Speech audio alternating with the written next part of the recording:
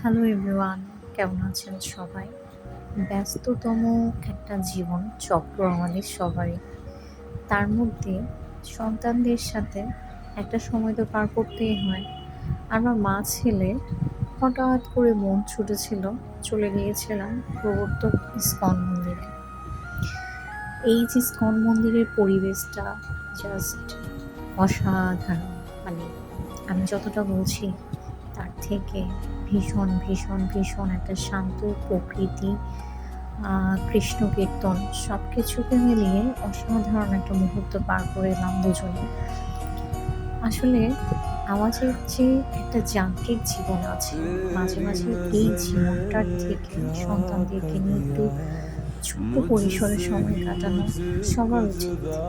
সবার জন্যই প্রয়োজনীয়, সেটা সন্তান, বাবা মা, এবং এটা সবাই যদি দায়িত্ব মনে করে নেয়, ভীষণ মানে এই পরিবেশটা এত সুন্দর হয়, ভীষণ সুন্দর একটা পরিবেশ।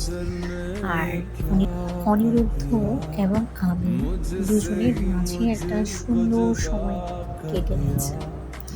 এর মধ্যে অনিরুদ্ধ আহ, ছোটখাটো করে আমাকে কিছু ফটো সেশনের কাজও করে দিয়েছে। অর্থাৎ আমরা একে অন্যের পরিপূরক হিসেবে ছিলাম। এই মন্দিরটার প্রতিটা জায়গা, প্রতিটা কোণা এত সুন্দর নিখুঁত তৈরি করা হয়েছে যেন প্রতিটা জায়গাতেই শ্রীকৃষ্ণ বিদ্যমান আছে। প্রবর্তক মন্দিরের এই পরিবেশটা জাস্ট মনটাকে শান্ত করে দেয়।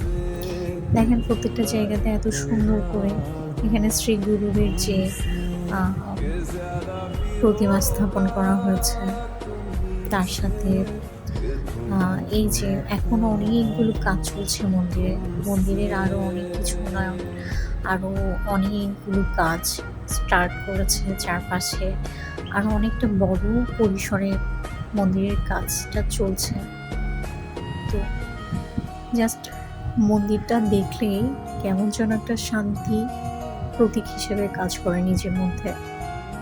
মা ছেলে দুজনেই অনেকটা সময় মন্দিরে কাটিয়েছি এবং বেশ অসাধারণ একটা অনুভূতি কাজ করছিল নিজেদের মধ্যে।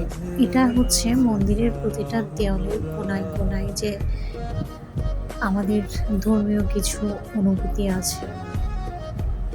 মানে আমরা ইসকন সম্পর্কে যতটা জানতে চাই, সেই পুরো জিনিসটা কিন্তু এই মন্দিরে আসলেই জানা যাবে। জাস্ট এই যে একটা কথা বলেছি, পরিবেশটা ভীষণ অসাধারণ ছিল।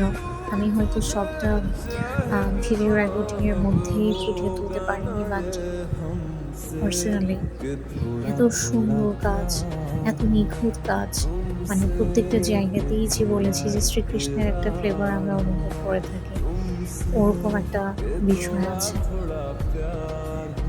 কথায় আছে, ভক্তিতে মিলাই বস্তু তর্কে বহুদূর। অক্সিজেন জিনিসটা যেমন আমরা দেখতে পাই না, এটা আমাদেরকে অনুভব করতে হয়, ঠিক তেমনটাই এই মন্দিরের পরিবেশটা কিংবা শ্রীকৃষ্ণ আছে কিনা সেই জিনিসটা আমাদেরকে অনুভব করতে হবে। এটা এত সুন্দর একটা পরিবেশ, মানে এটা হচ্ছে একদম মন্দিরের ভিতরের অংশটা, গর্ভগৃহ। আপনারা কে কিভাবে বিষয়টাকে নেন আমি জানি না, বাট আমি যতক্ষণ কীর্তন শুনেছিলাম আমার জাস্ট চোখ দিয়ে জল চলে এসেছিল। তো আজকের জন্য মন্দিরের এইটুকুই রইল। কার কেমন লেগেছে জানাবেন। আমাদের মা ছেলের ছোট্ট একটা ভিডিও কন্টেন্ট ছিল। Thank you.